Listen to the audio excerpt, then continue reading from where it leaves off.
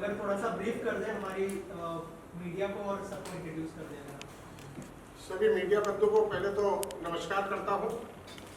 आज के महाराष्ट्र प्रदेश मुंबई में हो रहे इस प्रेस कॉन्फ्रेंस में सभी मीडिया बंधु जो यहाँ उपस्थित हुए, हमारे साथ प्रदेश के यशस्वी अध्यक्ष महाराष्ट्र प्रदेश सैलूट तिरंगा के श्री रवि चिकारा जी हम लोगों के साथ में हैं, जिन्होंने हाल में ही अभी कार्यक्रम तिरंगा यात्रा का राष्ट्रीय संयोजक की भूमिका में चल रहे हैं। हमारे साथ बैठी बहन कविता संध्यार जी हम लोगों के साथ उपस्थित है। विंग कमांडर अजय शर्मा जी हम लोगों के बीच उपस्थित है। हम लोगों के साथ विजय आशीष जी हम लोगों के बीच में हम लोगों के साथ उपस्थित है। कन्हैया जी हैं और योगेश पटेल जी हम लोगों के साथ यहाँ पर उपस्थित हैं। साथ ही सैलूट तिरंगा महाराष्ट्र प्रदेश के कई गण्यमान्य लोग और भी हम लोगों के साथ यहाँ पर उपस्थित हैं। आज का प्रेस कॉन्फ्रेंस करने के पीछे जो उद्देश्य है, ये आप सभी मीडिया बंधु के माध्यम से न सिर्फ महाराष्ट्र प्रदेश बल्कि पूरे देश और विदेश में ये बात पहुंचाने के लिए आवश्यक रहा है कि अभी हाल में ही सैलूट तिरंगा जो एक राष्ट्रवादी संगठन है और पिछले 8 वर्षों से देश भर में राष्ट्रवादी जन जागरण के कार्य को लेके कई सारे ऐसे कार्यक्रम को लेके हम लोग आगे बढ़ रहे हैं। लेकिन विशेष बात यह है आज के प्रेस कॉन्फ्रेंस की कि हम लोगों ने पिछले 3 महीना पहले कुछ कार्यक्रम बनाया देश में, जिसको लेके आज पूरे देश में चर्चाएं हो रही है। कार्यक्रम का नाम था तिरंगा यात्रा और तिरंगा यात्रा के लिए हम लोगों ने महाराष्ट्र प्रदेश अध्यक्ष श्री रवि चिकारा जी को तिरंगा यात्रा पूरे भारत का राष्ट्रीय संयोजक बनाया। और बहुत ही खुशी की बात है, गर्व की बात है कि हम लोगों ने जब तिरंगा यात्रा का शुभारंभ करने के लिए सोचा तो पहला प्रेस कॉन्फ्रेंस हम लोगों ने श्रीनगर में 17 जुलाई 2024 को श्रीनगर में डल लेक के पास में ही हम लोगों ने प्रेस कॉन्फ्रेंस किया। और उस प्रेस कॉन्फ्रेंस के माध्यम से हम लोगों ने न केवल जम्मू कश्मीर के आवाम को बल्कि पूरे देश के लोगों को ये बताया कि पिछले वर्ष की भांति इस साल भी हम लोग तिरंगा यात्रा जम्मू कश्मीर से ही प्रारंभ करेंगे और 1 अगस्त से लेकर 15 अगस्त तक पूरे भारत में हम लोग हर घर तिरंगा के तर्ज पे कई तरह के यात्रा को लेकर आगे बढ़ेंगे, जिसमें हम लोगों ने तिरंगा यात्रा में पदयात्रा को भी किया। डल लेक पे शिकारा बोट के भी यात्रा निकाले गए, कई जगह पर साइकिल यात्रा भी निकाले गए। देश के अनेकों कोने कोने में जिले जिले में जाकर हम लोगों ने तिरंगा यात्रा निकाला। लेकिन आपको बताते हुए मीडिया के माध्यम से जो खबर जाएगी दुनिया को, ये जानना जरूरी है कि हम लोगों ने श्रीनगर में जब यात्रा निकाला 1 अगस्त को, तो पूरे देश आश्चर्यचकित होकर देख रहे थे कि उन सब स्थानों पर यात्रा निकाला गया जहां आज तक यात्रा कभी भी तिरंगा यात्रा निकाला नहीं गया था। आपने नाम सुना होगा सिराज उल उलमन, ये एक मदरसा है वहां पे, जहां पर आजादी के बाद कई बार प्रयास किया गया कि उनके स्कूल कॉलेजेस मदरसा में तिरंगा यात्रा निकाला जाए, लेकिन उन लोगों ने कभी भी तिरंगा को हाथ में नहीं उठाया, अपने कंधे पे नहीं उठाया। लेकिन धन्यवाद करता हूं मैं पूरे टीम को जो इस कार्यक्रम में रवि चिकारा जी के साथ वहां पर मौजूद थे। हमारे साथ अभी रवि चिकारा जी बताएंगे कि टीम में कौन कौन लोग वहां पर अगुवाई किए। मैं और सचिदानंद जी इनके साथ, वहां संजय सराफ जी के साथ, नवीन जी और विकास जी के साथ प्रेस कॉन्फ्रेंस किया था और उसमें हम लोगों ने खुलेआम इस बात को रखा था कि हम जम्मू कश्मीर के युवाओं को साथ लेके आएंगे, हम वहां के महिलाओं को लेके आएंगे, आम आवाम को लेके आएंगे और हम लोग एक संदेश देना चाहते हैं कि हम जम्मू कश्मीर से कन्याकुमारी तक, कटक से कटक तक, बंगाल से आसाम तक पूरे भारत को एक सूत्र में बांधना चाहते हैं, जिसमें कोई जाति नहीं है, कोई धर्म नहीं है, कोई समुदाय नहीं है, सिर्फ एक धर्म है, वो धर्म है तिरंगे का। एक बात है भारत माता की जयकारा का। और जब इन्होंने अपने नेतृत्व में वहां पर यात्रा निकाली तो वहां के युवाओं में, वहां के महिलाओं में, वहां के आम आवाम में एक अद्भुत दृश्य देखने लायक था। सभी के हाथ में तिरंगा झंडा और एक ही बात वो कर रहे थे, भारत माता की जय, भारत माता की जय, हम एक हैं, हम एक हैं। हिंदू मुस्लिम सिख ईसाई आपस में है भाई भाई। ये पहली बार आजादी के बाद कई सारे मदरसा के अंदर, कई सारे स्कूल्स के अंदर, कई सारे कॉलेज के अंदर सामाजिक संगठन के लोग बढ़ चढ़कर हिस्सा लिए। ये एक बहुत ही ऐतिहासिक कार्यक्रम वहां देखने के लिए मिला, जिसकी जानकारी अभी हमारे राष्ट्रीय संयोजक आपको देंगे। इसके साथ साथ हम लोग अभी चूंकि कई सारे ऐसे राष्ट्रवादी कार्यक्रम करते हैं, आप सभी के माध्यम से मैं देश को यह भी बताना चाहता हूं, सैल्यूट तिरंगा का मतलब है जन जागरण, राष्ट्रीय जन जागरण। हम राष्ट्रवादी जन जागरण के काम करते हैं, हम लोगों को जगाने के काम करते हैं। जो हालात अभी आपने देखा बांग्लादेश में, जो हालात आप कुछ समय पहले देखे पाकिस्तान में, उसके कुछ समय पहले आपने अफगानिस्तान में देखा, थोड़े साल पहले आपने श्रीलंका में देखा होगा कि कैसे लोग जो है सो सरकार से विक्षिप्त होकर या वहां की आंतरिक स्थिति के कारण पार्लियामेंट के अंदर घुस जाते हैं, प्रधानमंत्री के घर के अंदर घुस जाते हैं, राष्ट्रपति को रातों रात प्रधानमंत्री को अपने देश से भागना पड़ता है। हमें उन सब तमाम चीजों को लेके सैल्यूट तिरंगा आज 750 जिले में 28 राज्यों में राष्ट्रवाद जन जागरण का कार्य कर रही है। हम जगाने का काम कर रहे हैं, भारत की अस्मिता को याद रखने की बात कर रहे हैं, हम अपने संस्कृति और संस्कार को कैसे लेके आगे बढ़े इसकी बात कर रहे हैं। हम जन जन में हम अपने जो नई पीढ़ी है, जो नए बच्चे आ रहे हैं, उनके बीच हम अपनी बात रखने की कोशिश कर रहे हैं कि वो हमारी स्वतंत्रता, वो अपने स्वतंत्रता सेनानी को, वो अपने शहीदों को याद करे और जो कुर्बानी दी गई है, जो भारत माता के लिए जो लोगों ने अपने किसी ने अपने भाई को खोया, किसी ने अपने बेटे को खोया, किसी ने अपने चाचा को खोया, तो उनकी जो ये कुर्बानी है वो भारत माता के लिए है, भारत देश के लिए है। भारत को जो विश्व गुरु बनाने का जो सपना देख रहे हैं हमारे राजनेता, हमारे जो राजनीतिक पार्टियां हैं, उसको सफल करने के लिए आम जनता की भूमिका क्या होनी चाहिए, इन तमाम बातों को लेके हम कई कार्यक्रम लेके आते हैं। सैल्यूट तिरंगा एक शाम शहीदों के नाम कार्यक्रम के माध्यम से लोगों को जगा रही है, तिरंगा यात्रा करके लोगों को जगा रही है। हम कई सारे ऐसे मेडिकल कैंप्स कर रहे हैं, हम पर्यावरण के ऊपर काम कर रहे हैं, हम सम्मान समारोह करते हैं, जैसे अटल तिरंगा सम्मान, अटल जी के याद में इस साल भी उनकी 100वीं जयंती है। हम देश के गण्यमान्य लोगों को बुलाते हैं और एक मंच के माध्यम से उनको सम्मानित करने का काम करते हैं। पूरा जो आप देख रहे हैं, ये जो परिदृश्य है, उसके पीछे एक ही लक्ष्य है। ये लक्ष्य है कि भारत को विश्व गुरु बनाना, भारत को सशक्त करना, भारत के वैभव को बढ़ाना, भारत की अस्मिता को लेके आगे चलना, एक सशक्त भारत, एक श्रेष्ठ भारत और दुनिया में भारत के नाम को आगे ले आने के लिए सैल्यूट तिरंगा सभी को एक साथ लेके चल रही है। यही सैल्यूट तिरंगा का उद्देश्य है। रवि जी, आपसे जानना चाहूंगा, जैसे सर ने कहा कि तिरंगा तो पूरे देश में लहराया है इस साल, तो क्या कहना चाहेंगे? आपने जम्मू से ही अपनी यात्रा की शुरुआत क्यों की और जम्मू से कन्याकुमारी तक किस तरह का रिस्पांस रहा इस तिरंगा यात्रा को लेकर, आपसे जानना चाहूंगा। देखिए, श्रीनगर जो है, जम्मू कश्मीर जो है, हमारे देश का मुकुट है। तो पिछले साल भी हमारे राष्ट्रीय अध्यक्ष जी के नेतृत्व में वहाँ पे शिकारा प्रतिस्पर्धा और यात्रा का आरंभ किया गया था। तो हम लोगों ने ये सोचा कि जम्मू कश्मीर उनकी ओर पूरा विश्व देखता है और जम्मू कश्मीर के युवाओं को प्रोत्साहित करने के लिए, उन सब लोगों को अपने साथ जोड़ने के लिए, देश में राष्ट्रवाद की और एकता की भावनाओं को प्रदर्शित करने के लिए, पूरे विश्व में पहुंचाने के लिए हम सब लोगों ने मिलकर तय किया कि हम 1 अगस्त में पूरे देश में यात्रा की शुरुआत श्रीनगर से करेंगे। हम लोगों ने, सब लोगों ने 17 तारीख में जुलाई में प्रेस कॉन्फ्रेंस की श्रीनगर में जाके, और 31 जुलाई को हम लोग यात्रा के उद्देश्य से पहुंचे। हमारे प्रदेश की टीम, जिसमें फैजान जी हमारे प्रदेश अध्यक्ष हैं, शब्बीर जी हमारे जनरल सेक्रेटरी हैं, संजय सराफ जी हमारे राष्ट्रीय महामंत्री हैं, और हमारे राष्ट्रीय अध्यक्ष जी की अध्यक्षता में और हमारे संगठन मंत्री श्री सच्चिदानंद जी की अध्यक्षता में हम लोग 1 अगस्त में सुबह 8 बजे डल लेक के किनारे नेहरू पार्क पर बरिस्ता के पास से हमने यात्रा की शुरुआत की।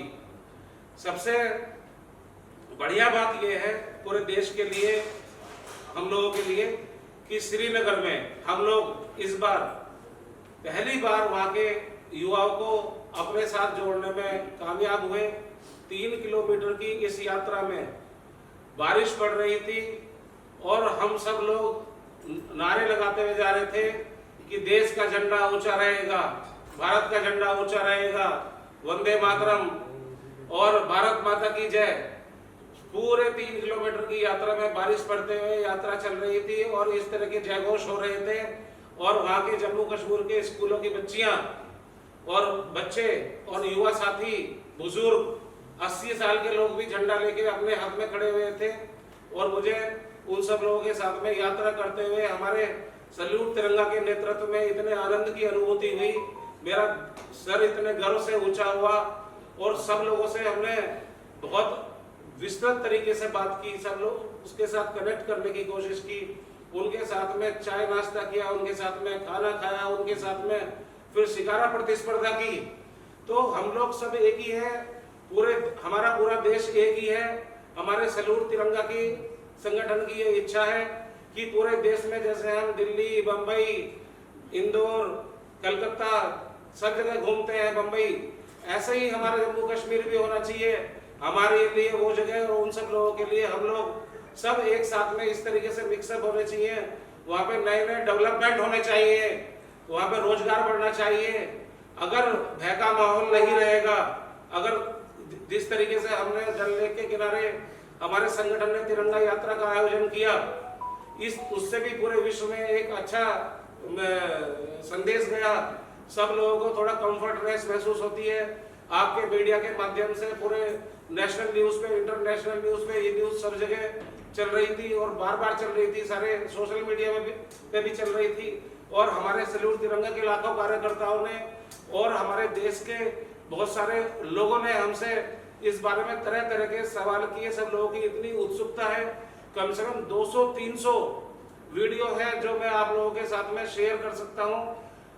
डल लेक के किनारे श्रीनगर के अलावा 1 से 15 तारीख तक जम्मू कश्मीर के 6 जिलों में अलग अलग जगह पे, सैकड़ों जगह पे स्टूडेंटों को साथ में लेके, युवाओं को साथ में लेके, बुजुर्गों को साथ में लेके इतनी यात्राएं निकालनी है कि इतिहास रचा गया है इस बार सल्यूट तिरंगा के संगठन के द्वारा। सर इसके अलावा क्या क्या चैलेंजेस है? जैसे सर ने कहा कि बहुत सारे एरिया में ऐसे थे आज़ादी के बाद भी तिरंगा नहीं फहराया गया था, तो क्या कहना चाहेंगे? देखिए, आप इस देश में नहीं, किसी भी देश में, पूरे विश्व में कहीं पे भी कुछ अच्छा काम करने निकलेंगे तो बहुत सारी दिक्कतें आएंगी, बहुत सारी परेशानी आएंगी, लोग आपको रोकेंगे, जगह जगह परेशान करेंगे।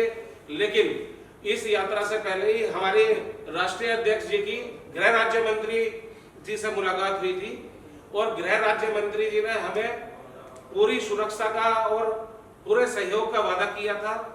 लेफ्टिनेंट गवर्नर आदरणीय श्री मनोज सिन्हा जी ने भी हमें बहुत सहयोग दिया और वहां के प्रशासन का भी मैं बहुत धन्यवाद करता हूं। उन्होंने परमिशन से लेके और हमारे साथ में सुरक्षा के लिए, सिक्योरिटी के लिए बहुत समुचित, बहुत बेहतरीन प्रबंध किया। हमें पूरा आश्वस्त किया, हमें कंफर्ट जोन दिया, हमें अच्छा माहौल दिया। और देखो, आप सब लोग परिचित हैं कि पहले के मुकाबले पिछले कुछ सालों में वहाँ का माहौल बहुत बदला है। वहाँ पे विकास के बहुत कार्य हुए हैं, बहुत लोगों का नजरिया भी काफी चेंज हुआ है। हम जैसे लोगों के माध्यम से भी लोग काफी सहज हो रहे हैं और लोग बहुत प्यारे लोग हैं, बहुत अच्छे लोग हैं। सिर्फ और सिर्फ कुछ लोग हर जगह होते हैं, पूरे देश में होते हैं, हर जगह होते हैं, हर शहर में होते हैं, तो खराब और अच्छे का संतुलन तो सब जगह चलता रहता है। लेकिन हमारा उद्देश्य ये है कि वहाँ पे और भी ज्यादा विकास कार्य हो। हमें भी कुछ वहाँ पे कार्यों का पता लगता है कि वहाँ पे किन किन चीजों की जरूरत है। हम अपने राष्ट्रीय अध्यक्ष जी के माध्यम से सरकार से भी कुछ योजनाएं वहाँ पे मोबिलाइज, और वैसे तो सरकार वहाँ पे अपने हिसाब से बहुत अच्छे अच्छे काम कर रही है, लेकिन हम भी जितना हमसे हो पाएगा मैसेज दे पाएंगे सरकार को। और जो वहाँ पे कुछ अच्छे कार्य कराने की जरूरत है, कुछ विकास कार्य कराने की जरूरत है वहाँ के रोजगार के लिए, वहाँ के युवाओं के लिए, वो हम अपने स्तर पर संगठन के माध्यम से 100% करेंगे और करते रहेंगे। सर इसके अलावा तिरंगा तो सब जगह पे फहराया गया इस बार, लेकिन जो बंगाल में शर्मनाक चीज हुई रेप को लेकर, उसके बारे में क्या राय है? पहले मैं 1 मिनट के लिए यही बात कंप्लीट कर लेता हूँ। 1 तारीख के बाद में 1 से 15 अगस्त सल्यूट तिरंगा ने श्रीनगर और जम्मू कश्मीर के अलग अलग जिलों में, सोफिया जैसी जगह में भी, सब जगह में बहुत बड़ी बड़ी यात्राएं की, बहुत कार्य किए। इसके साथ साथ 28 के 28 प्रदेशों में, यूनियन टेरिटरीज में सल्यूट तिरंगा संगठन के प्रदेश अध्यक्षों ने और लाखों कार्यकर्ताओं ने ऐतिहासिक रैलियां निकाली हैं, ऐतिहासिक तिरंगा यात्राएं निकाली हैं पूरे देश में। और पूरे देश में युवाओं में और सब महिलाओं में, बच्चियों में, बुजुर्गों में एक अच्छा संदेश गया है जो सैल्यूट तिरंगा का उद्देश्य है। हमारे देश को आजाद हुए 77 वर्ष हो गए हैं। 77 वर्ष बहुत बड़ा समय होता है। हम अपनी आजादी जो एंजॉय कर रहे हैं, हमारा जो यूथ है उसको पता चलना चाहिए कि इसको सस्टेन करने के लिए क्या करना चाहिए। हमें राष्ट्रवाद की भावना हमें कूट कूट के भरी हुई होनी चाहिए। तो इस विषय के लिए सैल्यूट तिरंगा हमेशा कार्य करता रहेगा। अब मैं आपके दूसरे क्वेश्चन का जवाब देता हूँ। पिछले 5-6 सालों में बंगाल में अनेकों घटनाएं ऐसी हुई हैं जिसने लोकतंत्र पे क्वेश्चन मार्क लगाया है। किसी सरकार के होते हुए, किसी एक्टिव सरकार के होते हुए किसी भी हिंसक भीड़ का कहीं पे चढ़ जाना, कहीं पे हमला कर देना, लॉ एंड ऑर्डर को डिस्टर्ब करना, ये अच्छी बात नहीं है। ये जो अस्पताल की घटना हुई है, एक परिवार की बच्ची जॉब करने के लिए हॉस्पिटल में आती है, रात में ड्यूटी करती है, उसके घर वाले सुबह उसका इंतजार कर रहे हैं और सुबह 5:45 पर उसकी अर्धनग्न अवस्था में लाश मिलती है। ये हमारे पूरे देश के लिए बहुत शर्म की बात है। मैं इसके लिए बंगाल सरकार की कड़ी निंदा करता हूं और पिछले 5 सालों में जितनी घटनाएं हुई हैं, हमारे आदरणीय जस्टिस चंद्रचूड़ सिंह जी ने भी इसका बहुत कड़ा संज्ञान लिया है कल कोर्ट में। और मैं तो अपनी तरफ से ये बोलता हूं कि सरकार को वहां पर राष्ट्रपति शासन लगाने की संस्तुति करनी चाहिए। लगातार घटनाएं पे घटनाएं होती जा रही हैं, ऐसी घटनाओं को कोई भी आदमी बर्दाश्त नहीं करेगा। बस मेरे इस बारे में यही बोलना है। सर, आपसे जानना चाहूंगा मैं कि सैल्यूट तिरंगा की शुरुआत कैसे हुई उसके बारे में बताइए, और आगे क्या क्या आपकी योजनाएं हैं उसके बारे में अगर कुछ शेयर करें आप हमारी ऑफिस। देखिए, सैल्यूट तिरंगा 2017 2 अक्टूबर में स्थापित हुई है और उस समय से हम लोग धीरे धीरे संगठन को आगे बढ़ाएं और इसके पीछे मकसद बिल्कुल साफ है। हम लोग चाहते हैं कि जो नई पीढ़ी आ रही है, जो युवा है, जो महिला है, महिला सशक्तिकरण के ऊपर भी हम लोग काम कर रहे हैं। बेटी बचाओ बेटी पढ़ाओ के ऊपर हम लोग कई सारे कार्यक्रम किए हैं और देश को अगर आगे लेके जाना है तो केवल बेटों को सुरक्षित रखने से नहीं होगा, बेटियों को सुरक्षित रखना जरूरी है। तो हमें इन दोनों ताकतों को लेके आगे बढ़ना है। इसके ऊपर सैल्यूट तिरंगा कार्य कर रही है। सैल्यूट तिरंगा ने कई ऐसे कार्य किए हैं, जैसे मैंने अभी थोड़ी देर पहले आपको बताया कि हम मेडिकल कैंप्स लगाते हैं उन रिमोट एरिया में जहां पर डॉक्टर्स नहीं पहुंच पाते हैं। हम वहां पर हर तरह के इलाज की व्यवस्था भी करते हैं। हम बेटी बचाओ बेटी पढ़ाओ के साथ साथ हम लोग कई ऐसे कार्यक्रम को लेके चल रहे हैं, सम्मान समारोह को लेके चल रहे हैं, तिरंगा यात्रा को लेके चल रहे हैं। जन जागरण करने का काम है हमारा और ये कार्यक्रम हम करते रहेंगे, क्योंकि हमारा जो देश है और ये दुनिया का सबसे बड़ा आबादी के तौर पे देखें तो सबसे बड़ी देश है, 140 करोड़। आज हम चाइना से भी आगे निकल गए। हमारी शक्ति बहुत ज्यादा है। आज हम 11वें अर्थव्यवस्था से 5वें अर्थव्यवस्था पे आ गए। आने वाले समय में हम तीसरी अर्थव्यवस्था बनने वाले हैं। तो अगर हम सभी मिलकर एक एनर्जी के साथ, सरकार के भरोसे काम छोड़ने से तो होना नहीं है। हमें अपनी नैतिक जिम्मेवारी उठानी है। भारत को एक राष्ट्रवादी ताकत बनाना, जैसे इजराइल के अंदर हर व्यक्ति राष्ट्रवादी है, लेकिन भारत के अंदर हर व्यक्ति राष्ट्रवादी नहीं है। उनको अपने काम से मतलब है। हमें उनके अंदर जन जागरण लाना है कि आप थोड़ा देश के प्रति भी समर्पित हो और देश के लिए भी कुछ काम करें। ऐसे कई कार्यक्रम को लेके हम लोग आगे बढ़ रहे हैं। सर, आपने बेटियों की बात की। आज कहीं ना कहीं बहुत गंभीर मुद्दा है बेटियों को लेकर। आए दिन रेप के वारदात, रेप के केसेस सुनने को नहीं आ जाए कि बलात्कारियों को सीधा डेथ पेनल्टी दी जाए। बिल्कुल सही सवाल आपने किया और अभी हमारे महाराष्ट्र प्रदेश के जो अध्यक्ष थे उन्होंने गंभीरता से इसका जवाब भी दिया। देखिए, हम केवल महिलाओं को, अपने माँ को शक्ति रूप में कैसे मानते हैं, ये आप देखते होंगे कि हम लोगों ने, चाहे वो दुर्गा हो, सरस्वती हो, काली हो, हर रूप में हम अपने बेटियों को मानते हैं। हम बेटी की पूजा भी करते हैं। आप देखते हैं नवरात्रा में हम लोग कन्या पूजन भी करते हैं। और तो छोड़िए, दुनिया का ऐसा कोई देश नहीं है जो अपने देश को मां समझता हो। भारत ही एक इकलौता देश है पूरी दुनिया के अंदर जो अपने देश को भारत माता के संबोधन से, देखिए दुर्भाग्यपूर्ण है जो घटना घटती है, चाहे दिल्ली की निर्भया की घटना को उठाइए, चाहे अलग अलग राज्यों के आप डेटा को चेक करिए, बहुत सारे ऐसे राज्य हैं जिसमें कि बलात्कार की घटना बढ़ी है।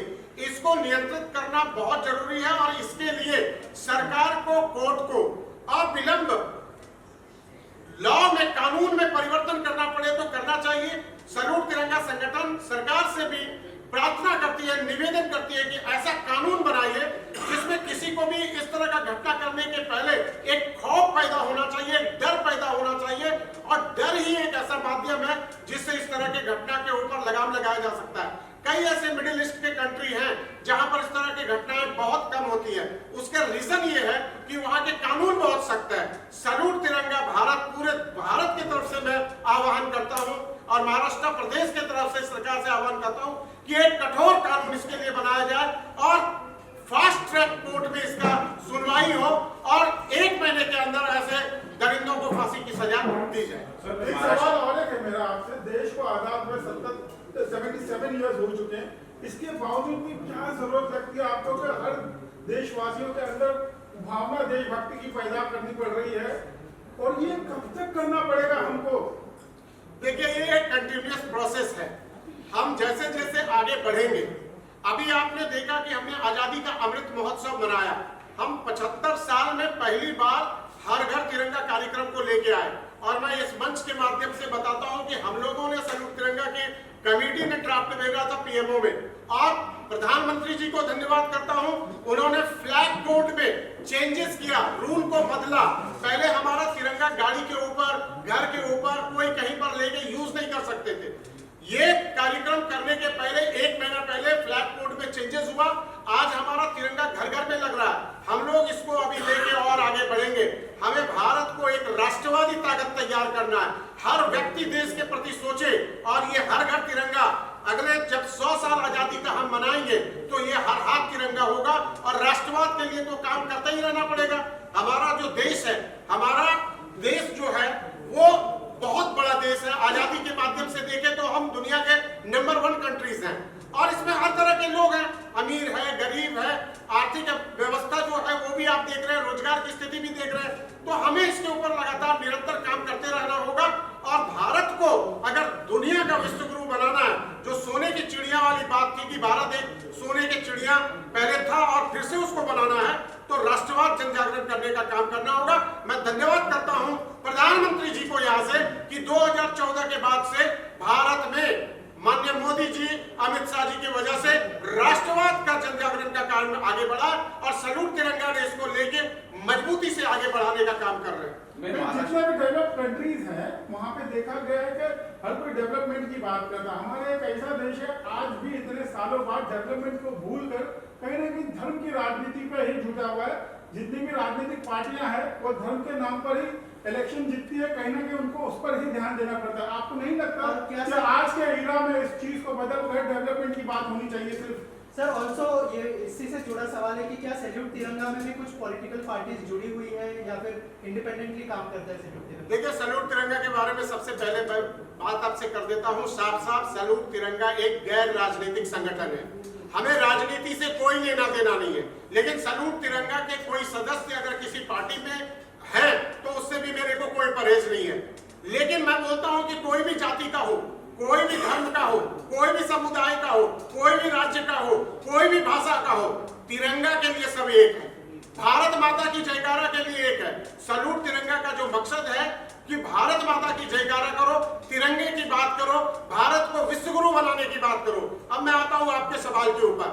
आपने बोला कि लोग धर्म की राजनीति करते हैं। देखिए, पॉलिटिकल सिस्टम जो है वो तो ऐसे चल रहा है, वो चलते रहेगा, लेकिन फिर भी मैं आम आवाम को, जो आवाम को जगाने का काम कर रहा हूं। मैं इस बात का, हम लोग सैल्यूट तिरंगा के लोग इस बात पे फोकस करते हैं कि आपको जो भी राजनीति करना है करिए, लेकिन देश के नाम पे राजनीति मत करिए, भारत के संविधान के नाम पे राजनीति नहीं करिए। भारत का संविधान पहले भी सुरक्षित था, 77 वर्षों से सुरक्षित है, आज भी सुरक्षित है और कल भी सुरक्षित रहेगा। उसके ऊपर कोई छेड़छाड़ नहीं कर सकते हैं। लेकिन आपके सवाल बहुत अच्छे हैं। ये जगाने की बात जो हम लोग बार बार कर रहे हैं, इसीलिए तो कर रहे हैं कि जागो भारत जागो, और जागना होगा। परिवर्तन हो रहा है। आप देखिए, नई नई टेक्नोलॉजीज आ रहे हैं। अलग अलग देशों में किस तरह से टेक्नोलॉजी को लेकर लोग बढ़ रहा है, प्रतिस्पर्धा बढ़ा है। लोग अलग अलग तरह के नई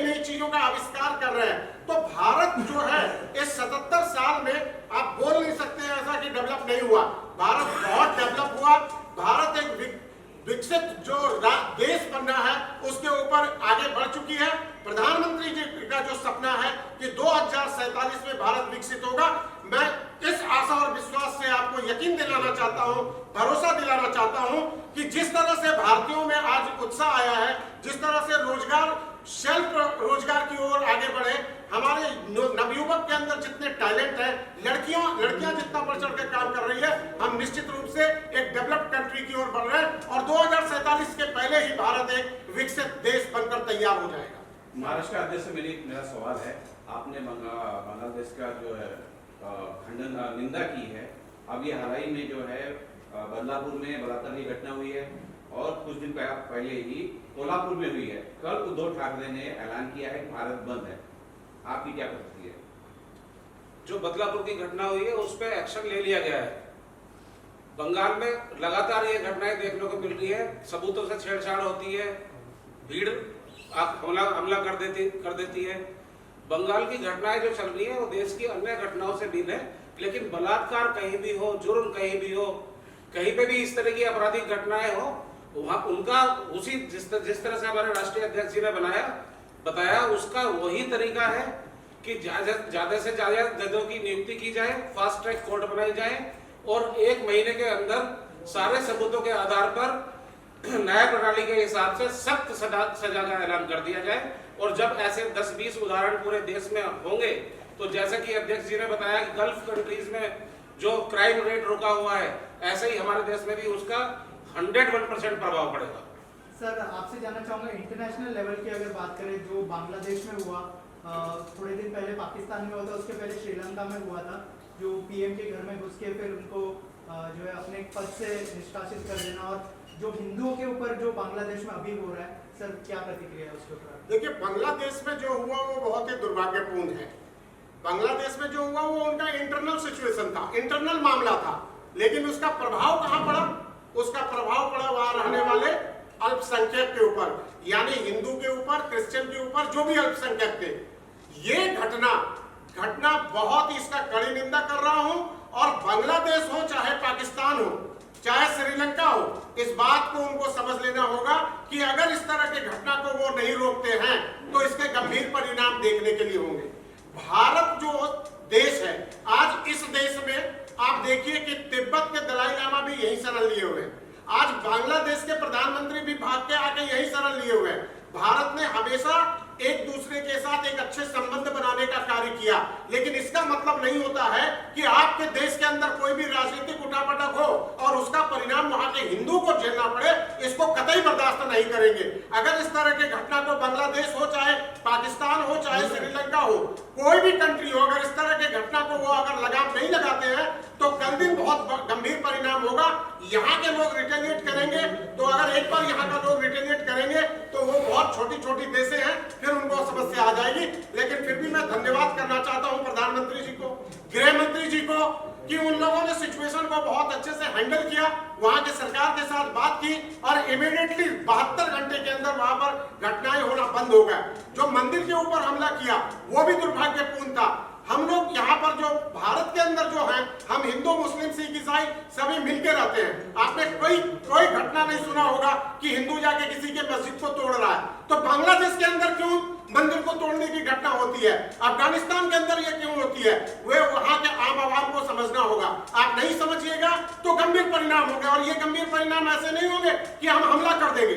हम किसी भी समय, हम बहुत शक्तिशाली है, हम आपके साथ व्यापार बंद कर देंगे, हम आपके युवाओं को रोजगार नहीं देंगे, हम आपके वीजा को कैंसिल कर देंगे, हम इंटरनेशनल रिलेशन क्लोज कर देंगे। भारत जब हम डिप्लोमेटिक चैनल पे काम करेंगे तो आप समस्याओं में आओगे। आप छोटे से देश हो, पाकिस्तान की तरह कटोरा लेके भीख मांगते फिरोगे। ये अभी भी चेतावनी दे रहा हूं बांग्लादेश को कि समझ लो।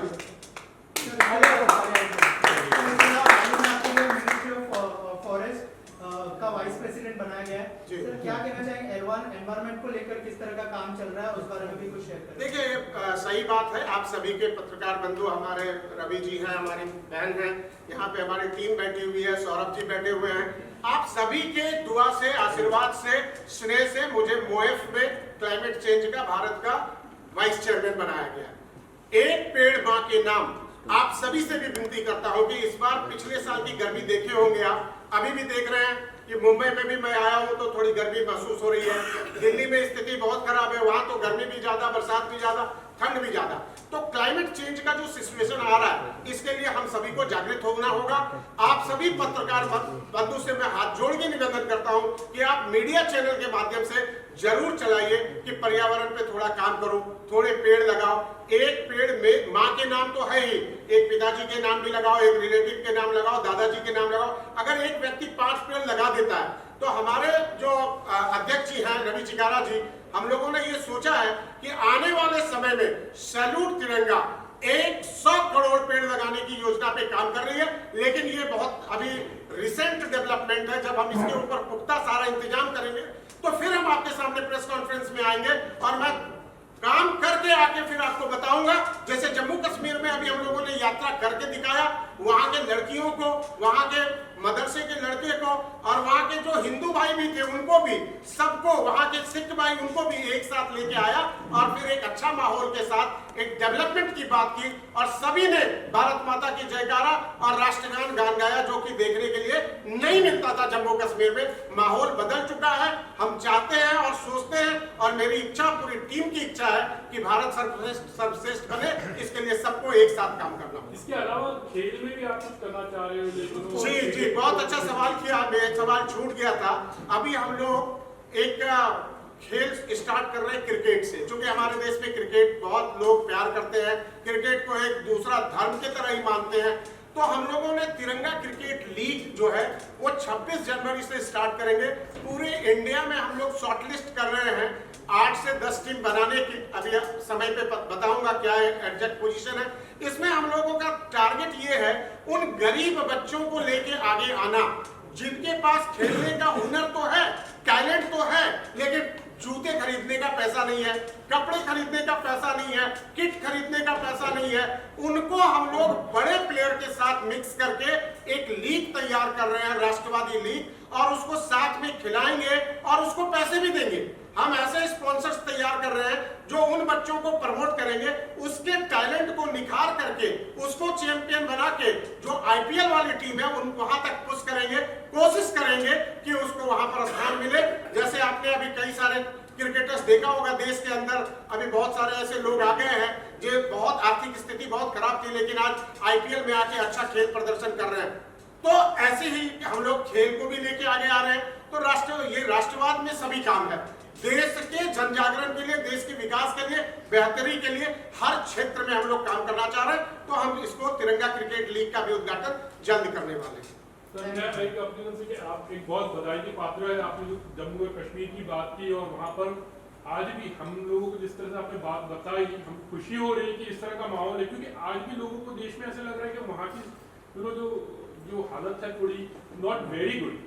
बट जिस तरह से आपने बताया वहाँ थोड़ा सा खुशहाली माहौल आप लोग लोगों के बीच पैदा करना चाह रहे हो, तो एक मैसेज, स्ट्रॉन्ग मैसेज देना चाहेंगे कि how things are improving also, और जो लोगों की जहन है एक्चुअली अभी भी जिस तरह, तो उनके लिए कि things are getting better and better. देखिए अभी क्या है, वहाँ पे स्थिति क्यों परिवर्तन आया, जब हम लोग वहाँ गए और हमारी पूरी टीम गई।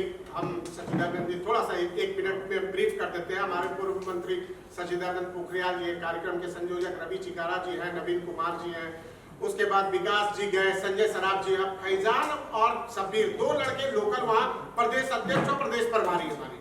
तो हम लोगों ने जाकर वहाँ पर लोगों से इंटरेक्ट किया, तो हमें पता चला लोग चाहते हैं कि वहां पर रोजगार हो, लोग चाहते हैं स्कूल कॉलेज खुले, लोग चाहते हैं कि खेल को भी वहां बढ़ावा मिले। लेकिन इसको 70-75 साल से वहां की कुछ राजनीतिक पार्टियां परिवारवाद को अपने राजनीति को चमकाने के लिए फारूक अब्दुल्ला, महबूबा मुफ्ती और कुछ अलगाववाद ने उसको दबा के रखा हुआ था।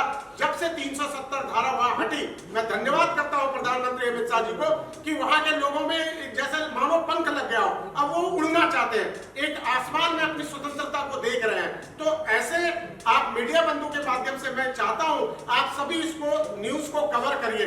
हम लोग कार्यक्रम तो कर रहे हैं, लेकिन हमारा न्यूज जब धीरे धीरे चारों तरफ फैलेगा तब लोगों को पता चलेगा कि आज 15-15 लाख टूरिस्ट जा रहे हैं जम्मू कश्मीर में, वहां पर घूमने जा रहे हैं। दुनिया का सबसे बेहतरीन टूरिस्ट प्लेस जम्मू पहलगाम और बड़गाम और ये सब क्षेत्र में आप जाएंगे, आप स्विट्जरलैंड जाना छोड़ देंगे, लेकिन हालात बेहतर होगा तो। लेकिन हमें डिस्टर्ब कौन करके रखा हुआ है? हमें डिस्टर्ब करके रखा हुआ है चाइना और पाकिस्तान।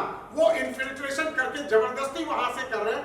कुछ आतंकवादी ताकतें इसके ऊपर अपना काम कर रहे हैं, जिसके ऊपर वहां की जनता धीरे धीरे जागरूक हो गई है। वो खुद मुंह तोड़ जवाब दे रही है। जिस समय वहां के युवा तिरंगा लेके सड़कों पर खुलेआम घूम रहे हैं, तो ये मैसेज भारत से ज्यादा पाकिस्तान के लिए है। उनको समझ में आ रहा है कि आवाम अब बदलाव चाहता है, आवाम एक नए भारत की ओर देख रहा है।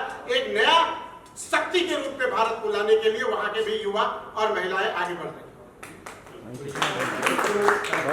Sir, wish you all the best. Thank you.